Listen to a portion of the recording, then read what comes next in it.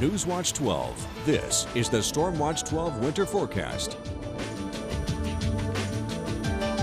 Good evening, I'm meteorologist Megan Perry. And I'm meteorologist Dan Pope. I'm new here at Newswatch 12 and the Stormwatch 12 weather team, and thrilled to be with you and Megan to present this winter weather special. Tonight we'll be providing you with recommendations that will hopefully help to save your life. And you will notice our young friends from Eagle Rock Elementary helping us with Ask the Meteorologist questions. It is all part of our strong commitment and education and learning for weather in the classroom. Schools in our area have received the Stormwatch 12 Weather in the Classroom Guide to help students and teachers better understand the weather. Simply clicking on to KDRV.com and going to the Weather tab. You can click on Weather in the Classroom and ask the meteorologist a question.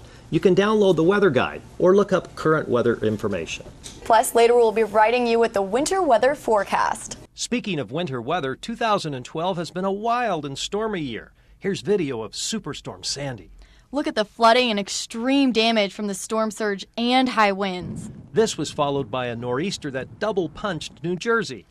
Our storms here tend to be less violent, but just as dangerous. Here, vehicles are chaining up on slushy and snowy roads, preparing to climb Siskiyou Summit during a heavy snowstorm. Wild and windy weather with heavy snow is always something we have to deal with in southern Oregon and northern California. So, will it be a crazy winter here? Possibly, because Dan explains that there is no El Nino or La Nina. He calls it La Nada. Oh, thanks very much, Megan. And you know what? As you were mentioning, in a La Nina situation, that would mean dry for the southern part of the United States, and we would be wet in the Pacific Northwest. During the El Nino, it's kind of the opposite. Typically, it's very dry in the Northwest and even warmer than normal, wet across the southern United States. But we have a different situation this year. We have a La Nada, or in other words, neutral water conditions. Temperatures have not warmed up. We expected that they would. They have not warmed up, so that means a potential this year for the Pineapple Connection and also for a westerly flow, more of a zonal flow across the Pacific into the Pacific Northwest. And that is going to make a difference in the way we forecast for this winter. Well, speaking of winter, Megan is out and she is checking out how we can keep our pets safe when cold storms hit. And we certainly will have a few of those storms coming up. Megan?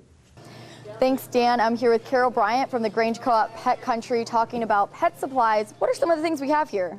We have a dog house here for larger dogs that live outdoors, and this makes a perfect shelter outdoor. It's easily cleaned, it's not made of wood, so it doesn't absorb the moisture. We have the pet mat and the water bowl, and they have these chew-proof cables, and these will help protect your pet, give them fresh water that's warm enough for them to drink.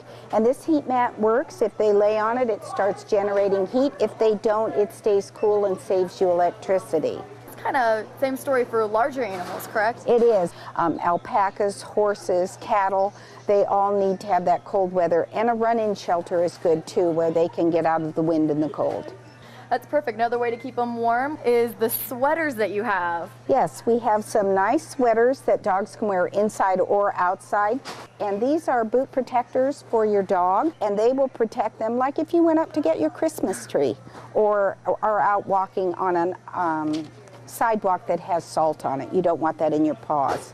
We also talked to the pet safety specialists at the Jackson County Animal Shelter, and they say that cold weather outside shouldn't keep your pet from getting enough exercise.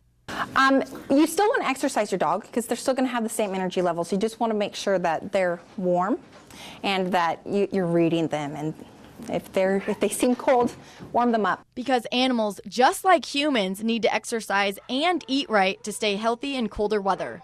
Honestly, you will always want your dog at a good body weight. And you always want to make sure that they have fresh water, not frozen, fresh water at all times. If you think that your dog's losing weight or they're not drinking enough or eating enough during the winter, definitely contact your veterinarian.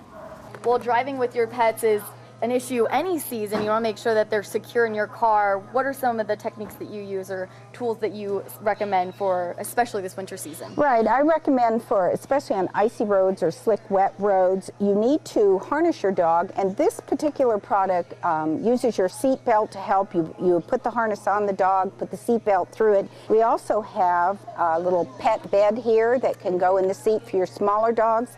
It has a clip that clips to their collar and keeps them also safe and sound inside. And definitely keeping your pet safe during winter driving in particular, because there's a lot of things on the roadways. We're dealing with ice, we're dealing with snow, and you guessed it, we're dealing with fog. We're going to be talking about fog and safety through driving through fog when we come back.